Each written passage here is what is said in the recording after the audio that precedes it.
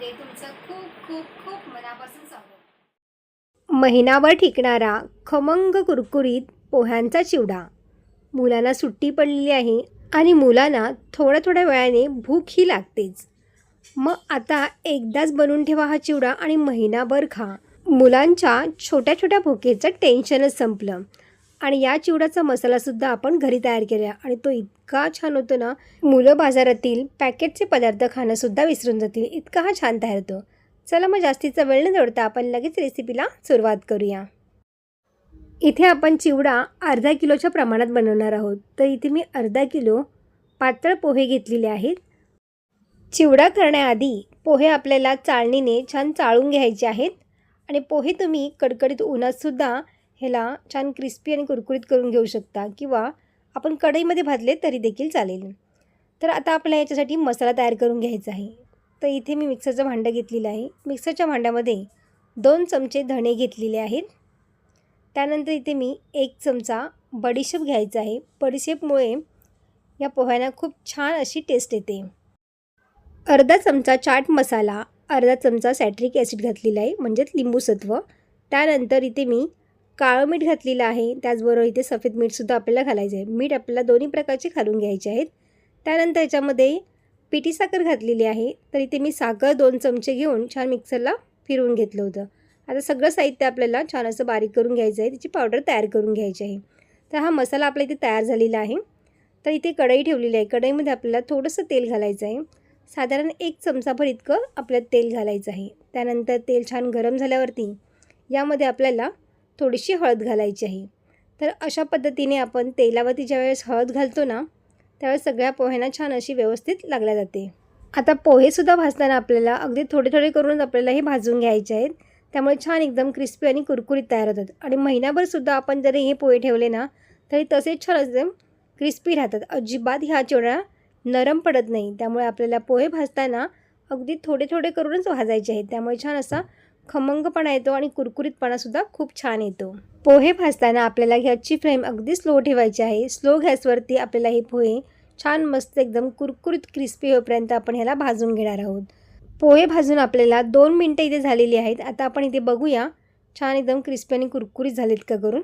पोहे छान एकदम क्रिस्पी झालेले आहेत। आता आपल्याला गॅस बंद करायचा आहे आणि सगळे पोहे आपल्याला अशाच पद्धतीने हे भाजून घ्यायचे आहेत।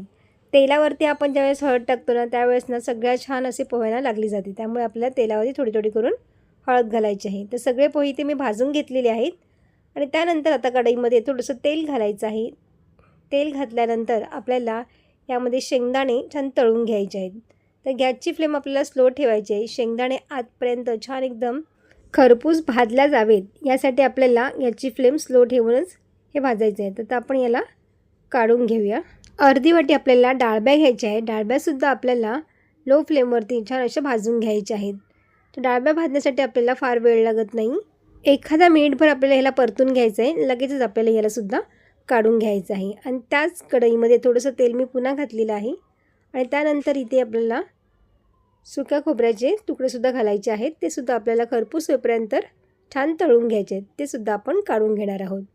तर त्यानंतर इथे मी फोडणीसाठी 10 ते 12 मिरच्या घेतल्या आहेत। छान अशा बारीक कापून घ्यायच्या आहेत। तर मिरच्यासुद्धा आपल्याला छानपैकी तळून घ्यायच्या आहेत। एकदम कुरकुरीत होईपर्यंतसुद्धा मिरच्या आपल्याला तळून घ्यायच्या आहेत। त्यानंतर त्याचबरोबर कढीपत्ता घालायचा आहे। कढीपत्तासुद्धा आपल्या छान कुरकुरीत होईपर्यंत तळून घ्यायचं आहे। त्यामुळे पोह्यांमध्ये ना ही छान फोडणी बसली ना, तर एकदम कुरकुरीत आपला हा पोहा चिवडा तयार होतो। तर यामध्येच आपल्याला 1 छोटा चमचा हळद घालायची आहे। आता पटकन जी फोडणी तयार आपण केलेली आहे ती चिवड्यावरती घालून छान मिक्स करून घ्यायचं आहे। त्यामुळे कलरसुद्धा एकदम भारी येतो। तर तुम्ही इथे बघू शकता बघा। आता आपण चिवड्यावरती फोडणी घातलेली आहे। सगळ्या बाजूने छान मिक्स करून घ्यायचं आहे। पटापट याला मिक्स करून घ्यायचं आहे। त्यामुळे हळदीचा कलर सगळ्या पोह्यांना खूप छानपैकी लागला जातो। तर आता यामध्ये इथे आपण जो आपण तयार केलेला मसाला आहे ना, तो घालायचा आहे। तर सगळा मसाला इथे मी घालणार आहे। हा मसाला अर्ध्या किलोसाठी अगदी परफेक्ट प्रमाण आहे। त्यामुळे सगळा मसाला मी याच्यामध्ये घातलेला आहे। पुन्हा छान मिक्स करायचं आहे। या मसाल्यामुळे या चिवड्याची चव अगदी बाहेरच्या चिवड्यासारखी लागते। तिखट, गोड, आंबट अशा पद्धतीने हा मस्त चिवडा तयार होतो। तर तुम्हीसुद्धा नक्की ट्राय करून बघा। चिवडा थंड झाल्यावरती एखाद्या एअरटाईट डब्यामध्ये भरून ठेवा. महिनाभरसुद्धा हा चिवडा नरम पडत नाही, एकदम क्रिस्पी आणि कुरकुरीतच राहतो. नक्की ट्राय करून बघा आणि तुम्हाला ह्या चिवड्याची रेसिपी कशी वाटली मला कमेंट करून सांगायला अजिबात विसरू नका.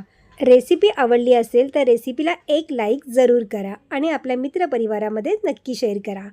चला पुन्हा भेटू अशाच एका नवीन रेसिपीमध्ये. तोपर्यंत मस्त खा आणि स्वस्त राहा.